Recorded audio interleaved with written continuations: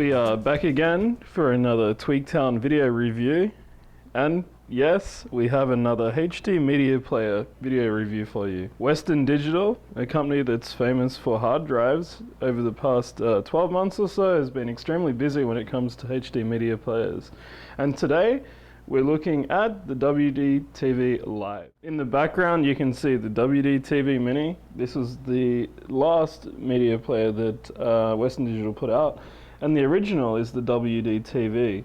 The difference with this baby is that it includes an Ethernet port, so you can hook it directly into your network and stream over your network. So we've opened up the package. Now let's give you an unboxing of the WD-TV Live. Here, just some warranty information on this card. This here is probably a quick start guide, a decent looking quick start guide, as you can see here. Lots of information, tells you exactly how to hook it up to your TV. And here we have just a CD that includes some software and the user documentation and some sample media. The remote control. Now here's the media player itself. And get a bit of a look at it here. We'll have a closer look, of course, in a minute. Under here, we have the cables. A bunch of cables here. Here's the power adapter. And in this little compartment here, if we can get it out, batteries for the remote control. So here we get a look at everything that comes inside the package of the WD-TV Live. We've seen the cables. This is a component cable for your video. This is a standard analog and audio cable.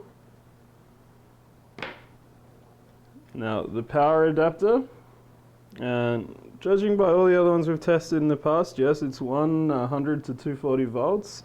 So that means this will work everywhere around the world. The remote control, you see it sitting in my hand. It's the same remote control that Western Digital has used with all of the previous media players that they've launched. Now, this is the media player, of course.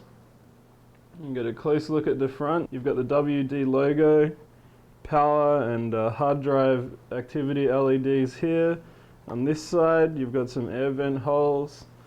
On the back, well, there's just a little sticker here saying don't place an external hard drive on the top for heat-related issues, so we'll just take that sticker off. Now here, starting from the left, as you can see, we've got the power adapter. This is USB port number 2. There's HDMI output, and there is optical output. Now, this is very important. This is Ethernet. Now this is what we've been waiting for from these WD products, and they've finally done it. Now this is the output for the composite cable, and this is the output for red, green, blue or component video. On this side, there's some more air vent holes to keep the unit nice and cool. Now this is USB port number 1, and just here you probably can't see it quite properly, as that looks like a reset button to reset all of the reset back to default settings. So not a bad looking unit. Oh, on the top, HDMI logo, DTS and Dolby Digital. It's got a metallic type finish here, so there's just the base there, not too much going on. But you know, there's a look at the product there. It's quite small and it looks really nice. The new WD-TV Live, which is in the middle here, is actually exactly the same size as the original WD-TV. On the top here, you can see the WD-TV Mini. So there's your look at the two devices there. We'll turn it around to the side here, just so you can get another look at the differences. Now again, exactly the same. USB ports in the same spot and the reset switch in the same spot. Coming around to the back is where we're going to start to see some differences. Now, on the WD-TV, this is the original media player that was released by Western Digital. You see basically the same sort of layout here, but of course there is no Ethernet LAN port here. That's the big thing that this baby here, the WD-TV Live, has. And now that's what's missing. There's also the cable in the output connectors are a little bit different here as well. And you can see, of course, the standard WD-TV Mini is quite basic. And of course, we'll just come around this side just for formality reasons, just to give you a look. So that's all three of the products that Western Digital have launched, and there's the differences between the two. We're really quite positive about this, the WD-TV Live at the moment, so why don't we go hook it up in our home theatre area and put it to the test and just see how good it really is. We've hooked the WD-TV Live up to our home theatre area, so let's put this thing to the test and just see how good it really is. Okay, we've just fired up the WD-TV Live for the first time. Straight away we can tell we've got a new menu interface here. As usual, first of all, we'll go into the settings and have a quick look. Now, you've got audio video settings here, so go and have a look. Video output, HDMI deep color mode. What options have we got there? 8-bit and 12-bit. Let's see if 12-bit works on our Sony Bravia TV. And that works, so we'll keep it at that. Aspect ratio, we'll keep that at widescreen as most people will. Audio output, we'll put that as digital, which should be passed through to our amplifier over HDMI. Now let's go back. Beautiful menu settings here. Now we've got video setting, video sequence, the subtitle font size, subtitle border, subtitle default, and the browser display. Now we've got photo settings. Give you a bit of a look there. Pretty basic. Now we've got music settings as well. Again, fairly basic, just give you a bit of a look. Now we've got file management. And this basically allows us to browse the PCs. You can see it's already got itself an IP over DHCP, but we'll go back to that a little bit. You go down, now network settings. Okay, now we've got the network set up. Let's go to that now. It's sort of, as you can see there, it's already assigned an IP address of 183 using automatic, which means DHCP, so it'll automatically assign an IP address for you. So that's fine, so we can go back. You can see it's already on the network. Just some other options here, the device name, that would be the network name. The option to share the WD-TV on your network. Now we've got system settings here, so you can choose the language. Let's have a look what languages we've got here. English, French, Italian, German, Spanish, Portuguese, Turkish, Russian, traditional Chinese and simplified Chinese, Korean, Japanese. So there's quite a few options there for you to choose from. Media library, screensaver delay, that's the time before the screensaver comes on. The minimum is 5 minutes, that should be fine. Display file size, additional encoding support, autoplay, restore factory defaults, update device, system information, system registration, about. So we go to about, and it shows you the firmware version you're using and where to find support at the wdc.com website. So if we go to update device, we check for a new update online, which it's a nice addition, because of course it's plugged into the LAN, so it's easy to do this. And you can see the WD media player here is up to date, so there's no need to update. Okay, that's given you a look at all the system settings and all the other options you've got. So let's check out some of the media playback and see how good it really is.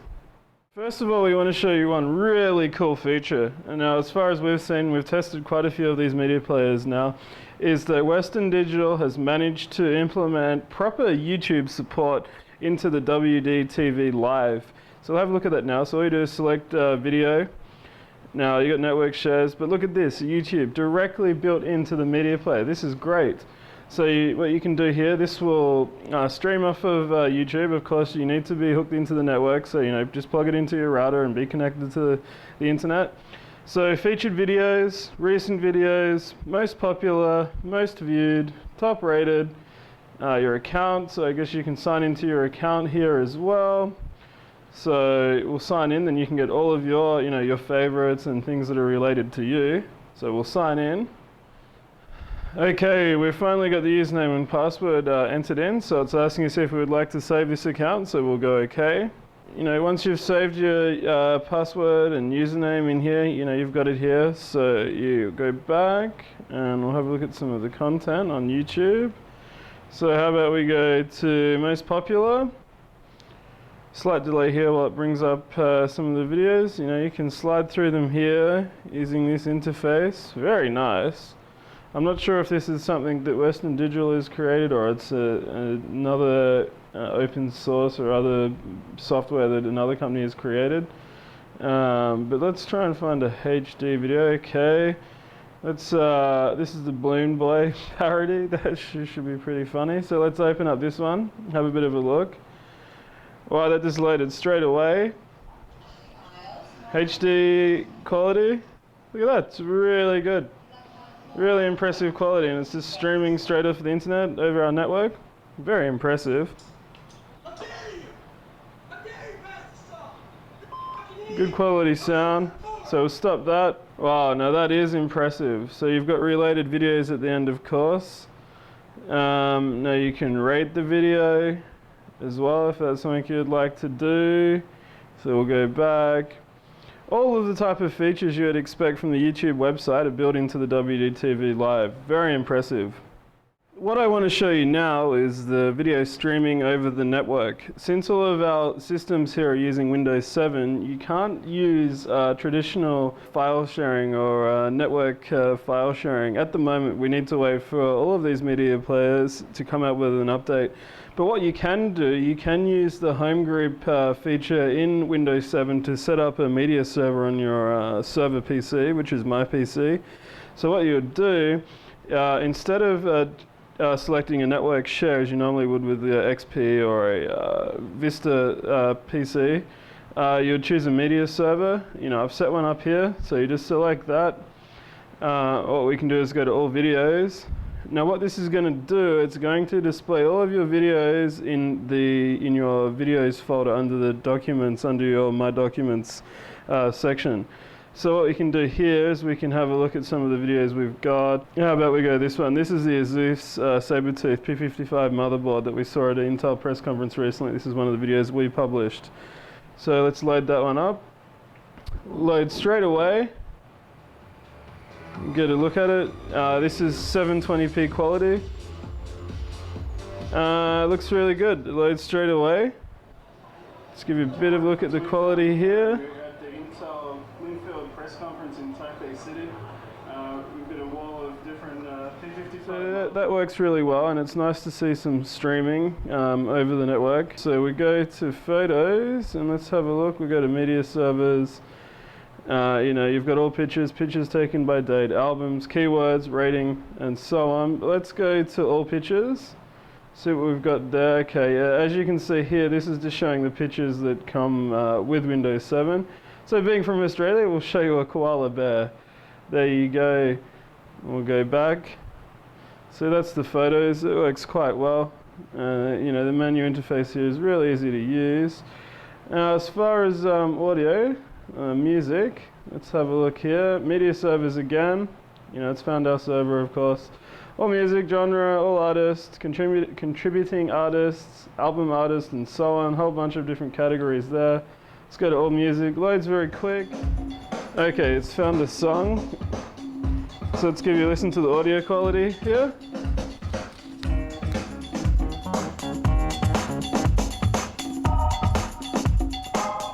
Okay, let's just stop that. Now one thing we've noticed with the remote control is it doesn't have a volume up and down.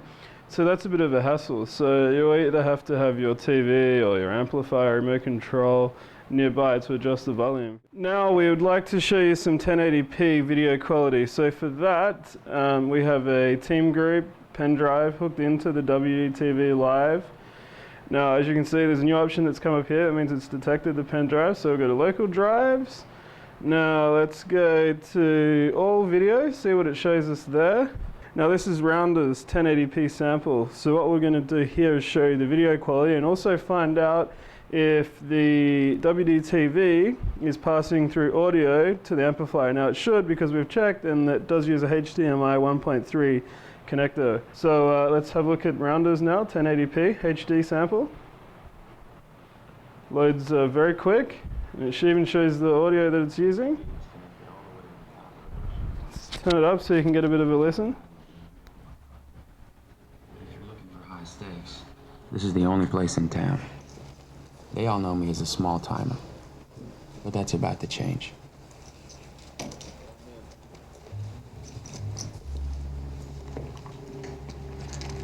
Joey Knish is a New York legend. Okay, you can see here, this is 1080p, the best of the best you're going to get at the moment, and the playback, the audio quality is fine. And we can report, we've just checked on the amplifier right then, that the WDTV Live is bit streaming or outputting to the amplifier as pass-through, so that's very good. This finishes our look at the WDTV Live from Western Digital. We are impressed with the product. It looks really good. It's a great size. It will cost you around $150 US, but you know, for what it does, it's a big, massive improvement over the original WDTV. It comes with that all-important Ethernet port on the back, so that allows you to stream content from YouTube, and a couple other online services as well. We were very impressed with the YouTube feature. You can play back HD video as well. You can rate videos, favorite them, and stuff like that. So that's very impressive. It does have HDMI 1.3, and we confirm that it is passing through as bitstream to our amplifier. So that is another great piece of news. We did have some issues setting up a network stream or file sharing over Windows 7, because it seems like every media player we test has issues with Windows 7 because of the architecture for the networking. So we're going to have to wait and see if Western Digital come out with an update. But the solution that we found on the WDTV community website is that you can set up a media server using the home group option in Windows 7, and that worked just fine. You can see the media player here, the WDTV Live, sitting in our home theater area. I'm happy to report it's not going to move. This is the best HD media player that we have tested to date. It's staying right here. No one's taking it. I love this thing. It's going to get our Editor's Choice Award. So look just down the bottom. You'll see our final summary chart. This has been Cameron for another Tweaktown video review, looking at the WDTV Live HD media player.